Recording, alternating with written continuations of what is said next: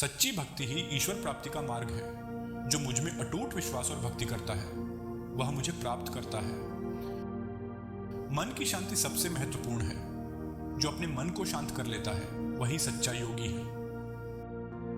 धैर्य और संयम रखो। कठिनाइयों में धैर्य और संयम बनाए रखना ही सच्ची वीरता है।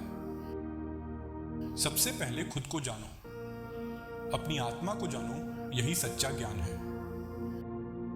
कर्म का फल हमेशा मिलता है, चाहे वह अच्छा हो या बुरा। यह समय पर निर्भर करता है। अच्छे कर्म करने से जीवन में सुख और शांति प्राप्त होती है और दूसरों के दिल में जगह बनती है। कर्म का फल कभी व्यर्थ नहीं जाता। समय आने पर उसका परिणाम अवश्य मिलता है। इसलिए हमेशा अच्छे कर्म करें।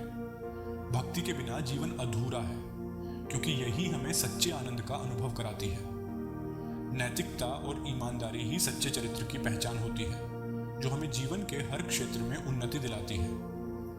मौन सबसे अच्छा उत्तर है किसी ऐसे व्यक्ति के लिए जो आपके शब्दों को महत्व नहीं देता। मैं श्रेष्ठ हूं, यह आत्मविश्वास है, लेकिन सिर्फ मैं ही श्रेष्ठ हूं, यह अहंकार है। इच्छा पूरी नहीं होती तो क्रोध बढ़ता है, और इच्छा पूरी होती है तो लोभ बढ़ता है।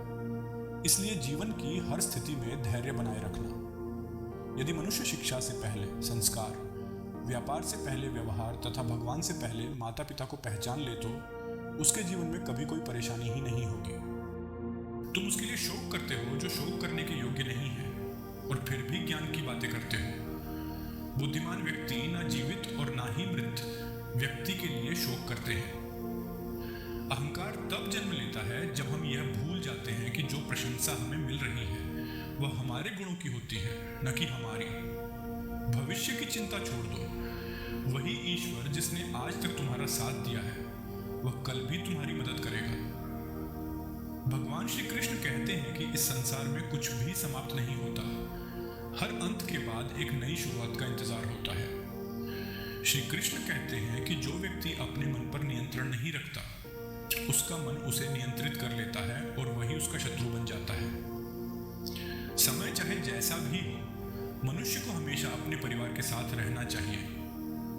परिवार के साथ सुख आए तो वह बढ़ता है, और दुख आए तो वह बांट जाता है। अगर आप दूसरों से अच्छे की उम्मीद रखते हैं तो खुद भी बुरा करके उन्हें निराश न करें।